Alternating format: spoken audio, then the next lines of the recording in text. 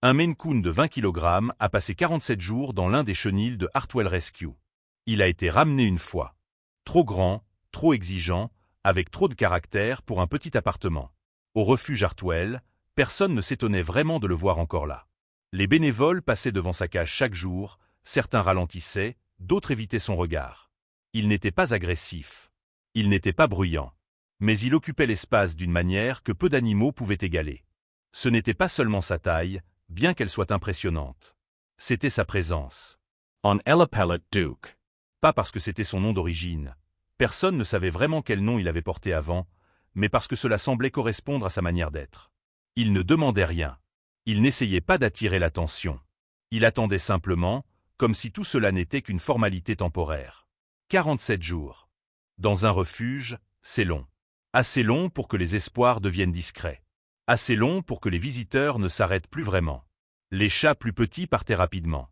Les chatons ne restaient jamais plus de quelques jours. Même certains animaux plus âgés trouvaient preneur.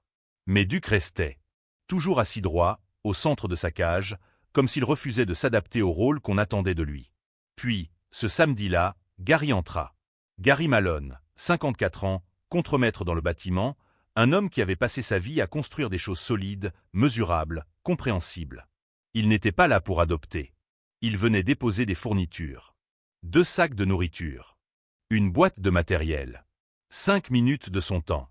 C'est ce qu'il pensait. Mais il resta 40 minutes. Il passa devant les cages sans vraiment regarder, concentré sur ce qu'il avait à faire, jusqu'à ce qu'il arrive devant la 9e. Il s'arrêta.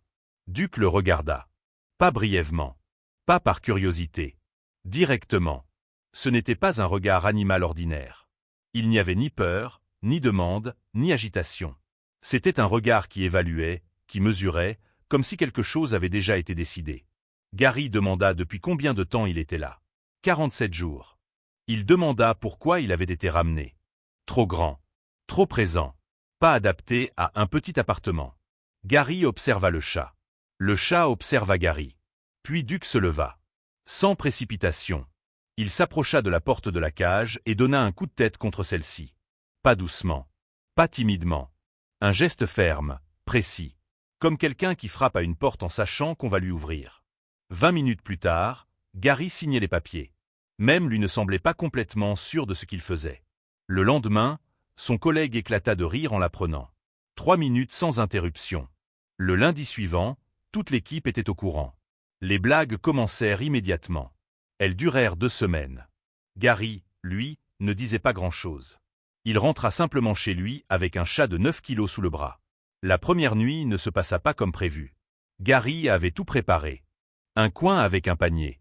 De la nourriture recommandée. Un environnement qu'il considérait comme raisonnable pour un animal. Duke ignora tout. Il traversa le salon, sauta sur le canapé avec une assurance méthodique, marcha dessus comme un inspecteur vérifiant un chantier, puis s'installa exactement au centre. Ensuite, il regarda Gary. Et attendit. Gary s'assit au bord du canapé. Sans vraiment comprendre pourquoi.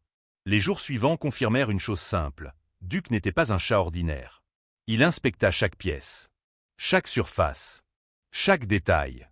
Il choisit la meilleure fenêtre pour la lumière du matin. Il désigna l'endroit le plus chaud de la cuisine pour l'après-midi. Il examina l'oreiller de Gary, celui qu'il utilisait chaque nuit, et décida qu'il était acceptable. Parfois, Gary commença à dormir de l'autre côté du lit. Sans protester. Quelque chose s'était installé. Pas une relation évidente. Pas encore une affection visible. Mais une forme d'organisation silencieuse, comme si 2 systèmes distincts apprenaient à coexister. Puis vint ce jeudi. Une mauvaise journée. Un projet bloqué. Des erreurs anciennes qui remontaient. Des réunions inutiles. Des décisions impossibles. Gary rentra à 18h47. Il posa ses clés. S'assit à la table. Sans rien. Pas de téléphone. Pas de télévision. Juste le silence. Duke arriva. Sans bruit. Sans appel. Il sauta sur la table. Son poids se fit sentir immédiatement. Puis il marcha droit vers Gary, sans hésitation, et s'appuya contre lui. Complètement. Sa tête contre son épaule. Ses yeux fermés. Un ronronnement profond, stable, constant. Pas pour résoudre le problème. Pas pour réagir à la situation. Mais pour être là. Gary resta immobile. 38 minutes. Sans bouger. Sans parler. Quand il se leva enfin, Duc descendit, alla vers sa gamelle, et s'assit calmement à côté. Comme si, pour lui aussi, on pouvait passer à autre chose. Ce soir-là, Gary n'en parla qu'à une seule personne. Et cette fois, personne ne rit. Les semaines passèrent sans bruit. Il n'y eut pas de transformation spectaculaire. Aucun moment précis que Gary aurait pu désigner en disant « C'est ici que tout a changé ». Rien ne bascula soudainement, rien ne força l'attention, rien ne donna l'impression qu'un avant et un après pouvaient être clairement définis. Et pourtant, quelque chose s'installa. Ce ne fut pas une évolution visible, pas une progression mesurable, pas un changement que l'on pouvait observer en une seule journée, mais une accumulation lente, régulière, presque imperceptible, de moments où la présence de Duc cessait d'être inhabituelle. Elle devenait stable. Elle devenait attendue. Elle devenait nécessaire. Duc, pourtant, ne changea pas vraiment. Il ne devint pas affectueux au sens habituel du terme. Il ne cherchait pas les caresses. Il ne venait pas s'imposer contre Gary. Il ne produisait aucun de ces comportements que l'on associe facilement à l'attachement. Mais il était là. Toujours là. Et cette constance, jour après jour, finit par prendre plus de place que n'importe quel geste visible. Au début, Gary n'y prêta pas attention. Il continuait sa routine, ses horaires, ses gestes précis construits par des années de travail structuré. Mais peu à peu, certains détails commencèrent à émerger. Des répétitions, des ajustements, des constantes trop précises pour être accidentelles. Duc apprit son emploi du temps. Sans instruction, sans apprentissage visible. Il se trouvait près de la porte quelques minutes avant l'arrivée de Gary, jamais trop tôt, jamais trop tard. Il ne manifestait aucune impatience, aucun signe d'excitation. Il attendait simplement. Présent. Quand Gary entrait, Duc ne réagissait pas immédiatement. Il observait. Toujours. Puis, après quelques secondes, il s'approchait lentement. Pas pour accueillir. Pas pour demander. Pour constater. Comme s'il validait que tout était conforme à ce qui avait été prévu. Chaque soir, un rituel s'installa. Gary s'asseyait avec quelque chose entre les mains. Un journal, son téléphone, parfois des documents de travail qu'il continuait à examiner tard dans la soirée. Duke attendait. Toujours ce même décalage. Toujours ce même temps laissé à la situation pour exister par elle-même. Puis il avançait. Montait. Et posait une patte exactement au centre de ce que Gary regardait. Jamais ailleurs. Jamais au hasard. Toujours au centre. Ensuite, il s'asseyait. Calme. Immobile. Incontestable. Gary tenta de résister. Les premiers jours, il déplaçait doucement la patte. Il essayait de continuer à lire. Il ajustait sa position, reprenait son téléphone, changeait d'angle. Mais Duc revenait. Toujours. Avec la même précision. La même constance. La même absence totale d'hésitation. Ce n'était pas un jeu. Ce n'était pas un caprice. C'était une règle.